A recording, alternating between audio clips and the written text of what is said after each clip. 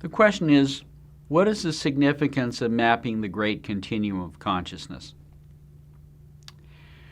Well, up to this point, people will typically map their particular path. So they'll go within and they'll have a variety of spiritual experiences, and they'll say, okay, it looks like at this level, I'm seeing a golden sun, and as I go within a little further, I see an angel, and as I go within a little further, I see, a god or a goddess, and they map their particular path. Now, this has been done mainly for the supercosmic paths. So, for example, they will talk about the different phenomena that people will see at each stage of the Great Continuum. Also, for example, on the second transcendental path, they have done a great deal of mapping on the different stages of that path. And T5, which is the home of Ekankar, they've also done something similar in terms of mapping the realms that are within that domain or that division of the Great Continuum of Consciousness. But because people are focused on their inner horizon, and their spiritual technology only will take them to that inner horizon, they really have no knowledge of anything outside of their little insular bubble, as it were, their little world view. Now, one of the things that the Mudrashram teachers were able to do, because of the nature of the bridge path, is that they were actually able to look at each of the paths, each of the dimensions of the Great Continuum of Consciousness. They were able to look at the levels that make up the personality, the conscious mind, the subconscious mind, the metaconscious mind. They were able to look at each level of the subtle realm.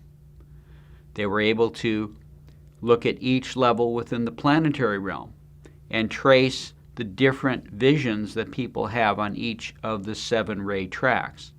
They were able to move through the entire transplanetary realm to see exactly what was in there and to notice the differences that are on each of the 7 ray tracks. They were able to map the entire cosmic realm and to look at the differences that are on each of the 7 ray tracks. And they did something entirely unique, which was to map each path that has been opened in the divine mind in the supercosmic realm.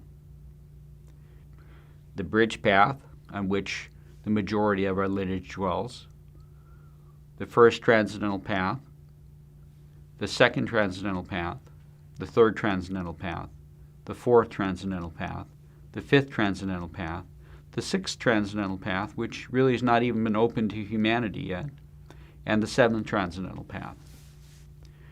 Now, this global mapping, for the very first time, gives humanity the complete vision about the totality of possible spiritual development.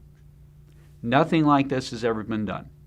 When the Mudrashram correspondence course was released in 2006, this was really a groundbreaking major achievement, because this is, again, it's never been done, and again, it gives the actual coordinates so that people can find themselves on the inner realm. So it actually tells where everybody is on this inner map of reality. So it shows people, for example, where are people working when they're using yogi preceptor practices?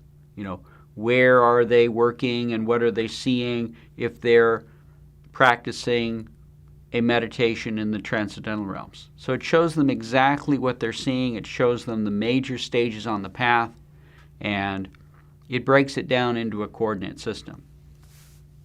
In many respects, for consciousness studies, it is an equivalent achievement as the mapping of the human genome. And I do not make that statement lightly, but it is a very significant achievement.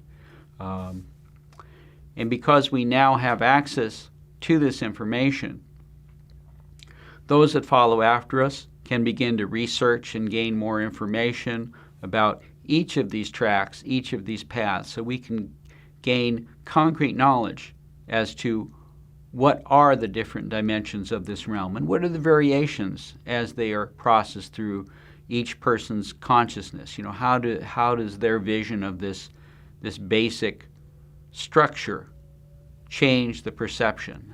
And you can learn how that has affected art and culture and religion. So what I envision is that people in the future will start with this basic map and they'll begin to fill it in. They'll begin to understand the differences that human perception makes for each person who's traveling on a segment of this map, and how it impacts science, how it impacts the religions that are anchored at that level, how it affects art, how it affects culture, how it affects politics, how it affects each aspect of human life. So as we gain more knowledge about the continuum, I see that in the future that consciousness studies will move from a place where it's really a commentary about the activity of the brain to really an appreciation for the great vastness of the continuum that is within our consciousness, that is basically hidden behind this filter of the waking state of awareness.